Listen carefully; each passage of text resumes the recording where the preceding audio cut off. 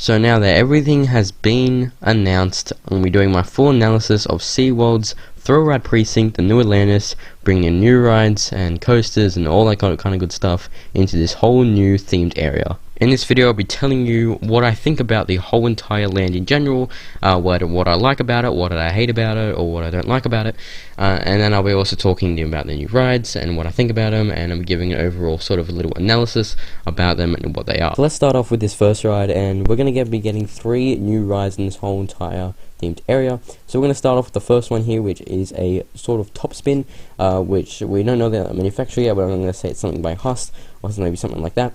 But yeah, this I've actually not really been on a ride exactly like this. I've been on obviously Wipeout, which is pretty similar to this, which just looks like it's kind of Wipeout's predecessor, and it does look like a really good ride. I don't think it's going to be as good as Wipeout, just to the fact that Wipeout did more things and had more uniqueness to it, but this still does look like a really good ride, and is definitely a really good fit for SeaWorld because they definitely needed some flat rides. So the second ride I'm going to be talking about is actually a ride that a lot of people recommended. It is a Skyflyer called Trident. Now the last one was actually called Vortex.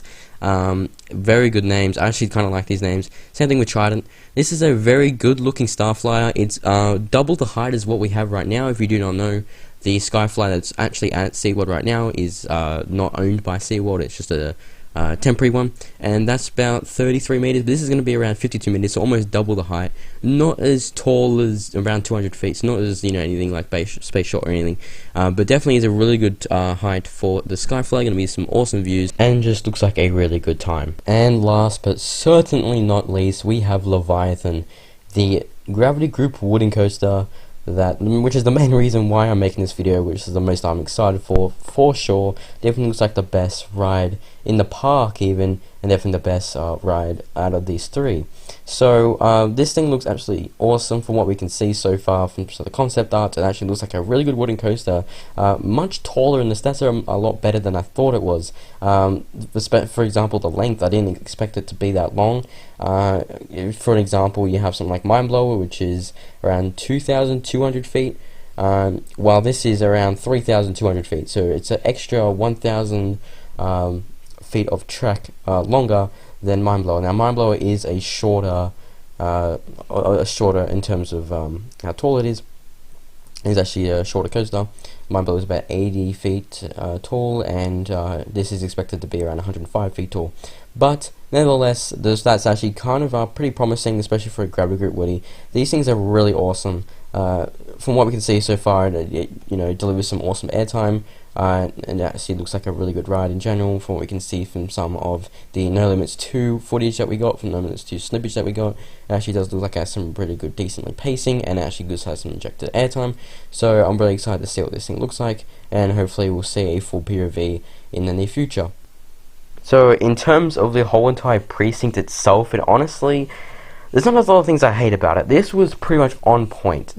I couldn't think anything better for them to get. You know, you've got a good mix of flat rides, obviously a new coaster, especially one that we really needed a lot. A wooden coaster is definitely a coaster that we needed a lot. It was a massive gap in Australia's lineup, and even in SeaWorld's lineup and any other theme park in Australia, and now that we've got one, is absolutely sensational.